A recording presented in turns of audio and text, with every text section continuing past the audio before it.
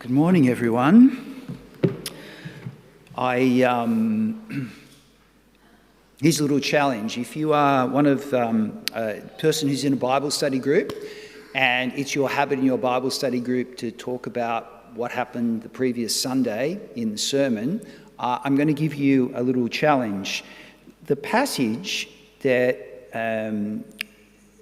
Jennifer read, talking about the healing of the blind man at Bethsaida, I'm not going to say anything about that today, but I want you to ask yourself the question, what has that to do, if anything, with what comes after it? What does that little narrative about the healing of the blind man have to do with what comes after it? Well, that might be something you want to chat about during the week. Every good story has a twist. Well, not always. But the reality is so many good stories have twists. It's like, I didn't see that coming. The unexpected plot development. You thought the narrative was going in this direction, and all of a sudden, it did that. Now, I need to apologise for what I'm about to say. It's possible that there are at least one or two people here who'll never forget today. For those people, today will be seared into your memory. And in years to come, when this topic comes up, your mind will flash back to today, and you'll remember me, and you'll remember where you were sitting, and you'll remember what I said. I'm about to take something away from you, and you'll never get it back. And I don't do this lightly. For those people who will be most affected this morning, I'm sorry. But all I can offer in defence is that it was bound to happen at some point anyway. Darth Vader is Luke Skywalker's father. I know. What sort of horrible person would drop a spoiler like that, and in church as well, and when you least expect it? It's got to be one of the great all-time twists. With one sentence, the whole story changes from being a straightforward battle against good and evil into a tale of redemption. Can Luke win back his father from the dark side? Well, I'm not going to spoil where it goes. But when the plot twists, there should be a shock. And the trouble is, when you know the twist, you don't feel the shock anymore. It becomes unremarkable. So who is this man? We've been following Mark's account of Jesus' life, and it's been on a certain trajectory. Right at the beginning, chapter 1, verse 1, we knew what it was about because Mark gave us the trajectory. He said, the beginning of the gospel of Jesus Christ, the Son of God. He tells us right at the beginning. I remember a few weeks ago I mentioned to you Columbo, Peter Falk in that great detective series from the 70s. In most whodunits, you find out who the murderer is at the end. But in Columbo, you find out in the first couple of minutes of the show. And so you're watching not to solve the mystery, but to work out who is going to solve the mystery in the program. Watch them solve it. And that's a little bit like what's happening here in Mark. Mark tells us right at the beginning that it's about Jesus Christ, the Son of God. Jesus then walks into the world, and he says, the kingdom of God is near, which is kind of like saying, I'm near. That seems to be what he's saying. He demonstrates his authority over sickness by healing people. He demonstrates his authority over sin by forgiving people. That's something that only God can do. He demonstrates his authority over the physical world by walking on water, by feeding people, by stilling storms. We didn't look at the passage, but it's very remarkable. He just stands up and says to the storm, be still, and it stops. Give it a go sometime. When you're on the Manly Ferry and you're heading across the Heads and it's as rough as it can be, go out the back and give it a try. Stop! I don't like your chances. He demonstrates his authority over the spiritual world. He demonstrates his authority over even death itself. And it's possible, we have in church, we have believers and skeptics alike. And if you're a skeptic about the miracles that Jesus does, and if you're a skeptic about the way they crop up in Mark's gospel, try this little experiment. Someone suggested this to me. I think it's a brilliant idea. Try this little experiment. Read through Mark's gospel, and when you get to a miracle, just skip over it. And then go to the next thing, and then when you come to a miracle again, just skip over it. And just keep skipping over it all the way through. And ask yourself, does it make any sense? And then go back again and drop the miracles in. And ask yourself, which has more coherence? Is it more coherent with the miracles in or the miracles out? And I want to suggest to you that it doesn't make any sense at all if Jesus did not, in fact, do these things. You have to ask yourself, how did we even get a Mark's gospel if those things don't fit into it? And what I would suggest to you is it makes a coherent whole with the miracles in. And what are we to make of that? Well, what we're to make of it is that everything that normally rules over us, he rules over. So the things that are we can't solve, the things that are just problems to us, sickness, we can't solve that. Sin, we can't solve that. We don't have any power over the physical world. We don't have any power over the spiritual world. We don't have any power over death itself. But for him, it's not a problem at all. He effortlessly rules over the things that rule over us. Who is this man? That is the question being put to us in these first chapters. And then when we get to Mark chapter 8, which is the passage that was read, Jesus is in the area of Caesarea Philippi. You see it there in verse 27. Jesus and his disciples went on to the villages around Caesarea Philippi. Caesarea Philippi lies about 40 kilometres to the north of the Sea of Galilee, which is now the area of the Golan Heights. It was called Caesarea Philippi because Caesar Augustus gave it to Herod the Great, who in turn gave it to his son, Philip the Tetrarch, for a birthday present. Nothing says privilege quite like that, does it? What did you get for your birthday? My dad gave me a city. Herod the Great erected a white marble temple to the worship of Caesar because Caesar had given it to him.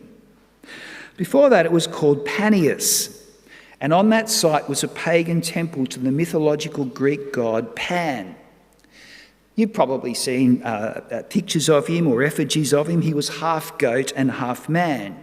You can probably imagine what he looks like. So think about this for a moment. We're in the area where we're thinking about Rome, we're thinking about Caesar, we're thinking about Pan. We are right in the heart of the pagan world. And it's here that Jesus asks the question that will give shape to Mark's gospel from here on in. He says in verse 27, "Who do people say I am?" At one level, it's a strange question. He's been with them for 3 years. Surely they would know by now. I have been here, the pastor, the rector, the minister of this church for 3 years. Imagine I stood up and said, I really want you to know who I am. And you might think to yourself, well, don't we know that already? You've been around here for 3 years. Who am I? The disciples reel off some chief contenders. See verse 28. Some say you're John the Baptist. Some say you're Elijah. Some say you're one of the prophets. These are not lightweight people. These are heavyweights in the history of God's people. These are deeply impressive people. Clearly, the word on the street is that he is something special. Is he a teacher? Yes, he is a teacher. Is he a miracle man? Yes, he's a miracle man. Clearly, he is more than just some really smart guy, some sage-like teacher. Jesus says, Simon, what about you? Who do you say I am? You're the Messiah. You're the Christ, same word. You're the King. So this is the big reveal. This is the moment we've been waiting for. The expectation of a king, the expectation for a warrior king, one who would bring the rule of God. See, the history of God's people had been riddled with oppression. They'd been oppressed from nations around them. Currently, they were being oppressed by Rome, and they were waiting for their Messiah. They're waiting for their warrior king. And Simon says, "You are he. You are the Messiah." Put yourself for a moment in Simon's shoes. You've seen some fairly amazing things. You've seen healings. That's got to be useful for a king, hasn't it? You've seen feedings. That's got to be useful. You've seen walking on water. That's got to be useful. Obviously, he is a wise leader. And Simon, in his mind, is ticking off the things. And there you are in Caesarea Philippi, amongst the Roman temples and what was the pagan temples. And it's like Simon Peter is saying, I can't process this all completely, but you seem to have some strange kind of mysterious relationship with the one you call Father, like you are the Son of God, and sometimes you call yourself the Son of Man, which is this human divine figure. And I don't quite know what to expect from a Messiah, but you seem to be it. And I'm not really sure what this means, or even if I'm ready for it, but I think something momentous is happening at the moment. And slowly the disciples are working out, Jesus is a rabbi, that's true. Jesus is a teacher, but he's so much more than just that. And we think to ourselves today, Jesus was the Messiah, Jesus was the Christ, but we don't really get what it was like back then to say those things. This was such an inflammatory idea. Because the world already had one ruler, and that was Caesar. And Israel already had a little sub-ruler called Herod, who was called the king of the Jews. And the idea that there might be another king, that's a big deal. And Simon says, you are the Messiah, Son of the living God. Now, don't tell anyone. And so we come to the twist. Here's the twist. You see it in the verses that immediately follow. Here's the Christ, here's the Messiah, but, verse 31, Jesus then began to teach them, the Son of Man must suffer many things and be rejected by the elders, chief priests and teachers of the law, and that he must be killed and after 3 days rise again. He spoke plainly about these things. So here's the plot twist. The Messiah is not expected to suffer.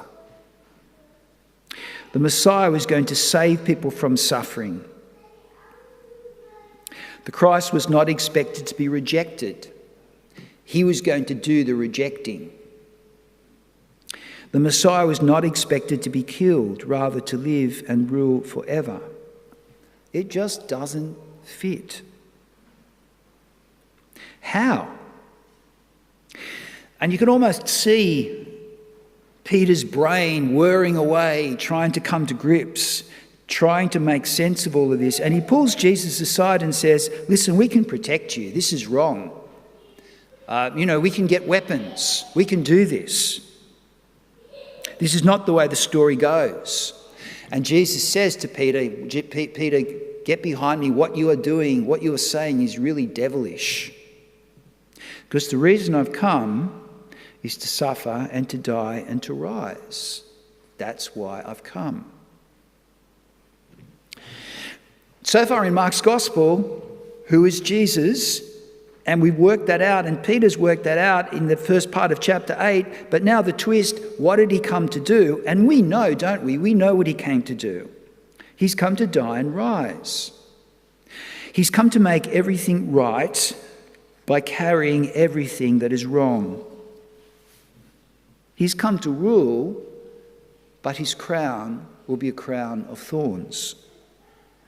He's come to make the whole world whole.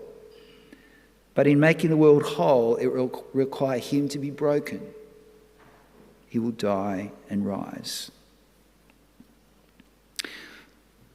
So what do we make of this plot twist to finish? What do we make of this plot twist? Well, I think the first thing to recognise is that in our familiarity to this can blind us of the significance. We can kind of get jaded, a little bit over-familiar, perhaps a bit contemptuous.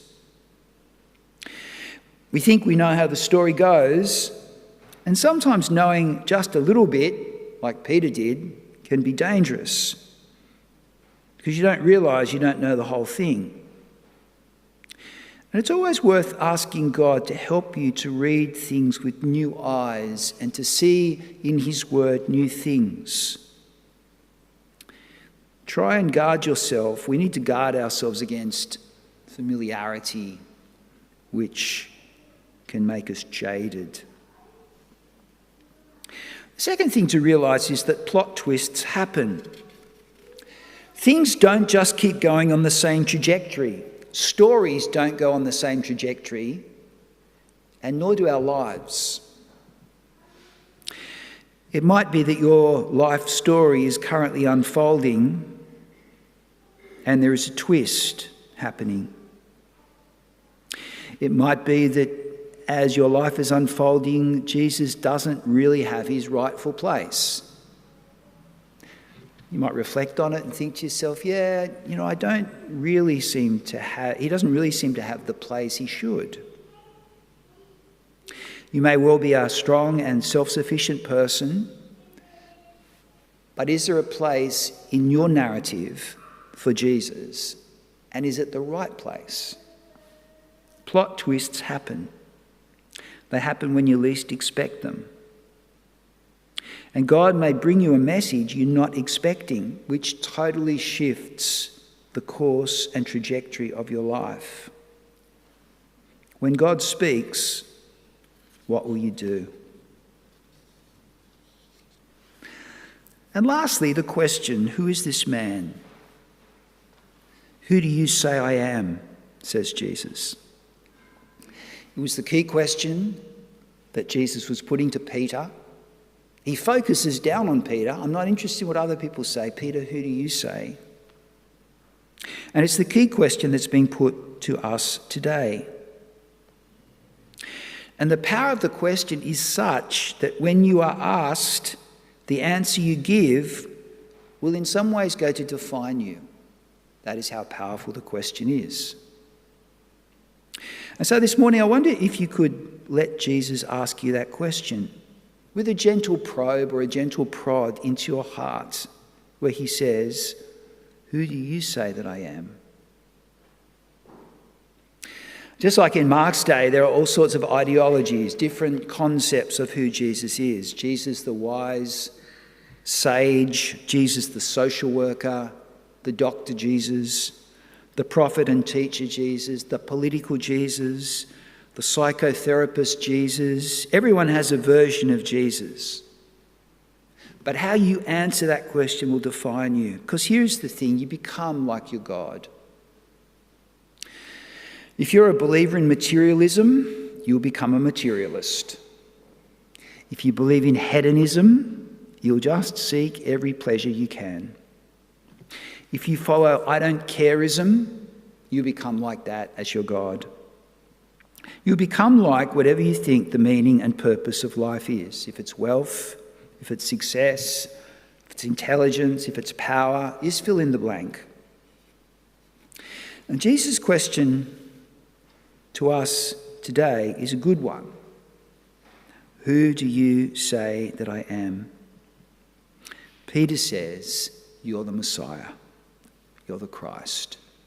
You are God's King. But who do you say